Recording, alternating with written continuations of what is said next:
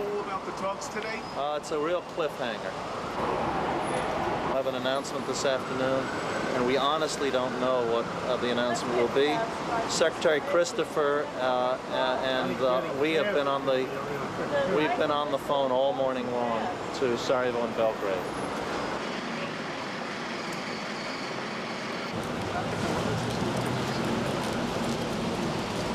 So, is there any chance of any progress this morning? Yes, of course.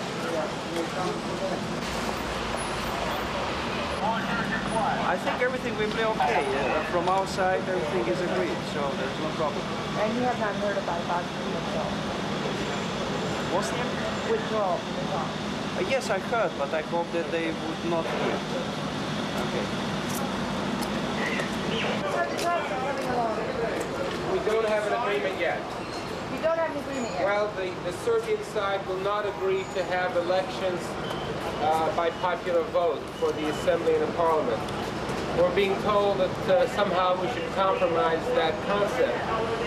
But if they're not willing to accept elections by popular vote, then we wonder what kind of elections or selection process they're seeking.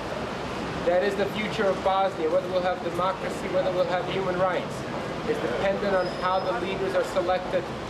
We must make sure that the existing leadership responsible for the war crimes that we've seen in Srebrenica and huge are not allowed to effectively promote themselves, to legitimize themselves through sham election procedures. That's our whole point. Between the entities of the Republic of Bosnia-Herzegovina to talk about the kind of structure that will be created, the presidency and the parliament, and we hope that agreement can be reached on that today.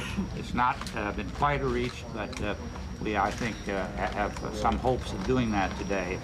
Beyond that, I want to urge all the men and women around the table to move forward and see if we can't develop at least the substantive basis for a discussion of a cessation of hostilities or a ceasefire.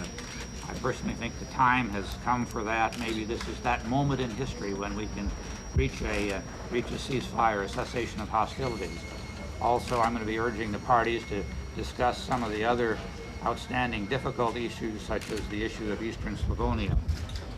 I say it's an important day. It's a time to maintain the momentum for peace, to overcome the momentum of war in the region.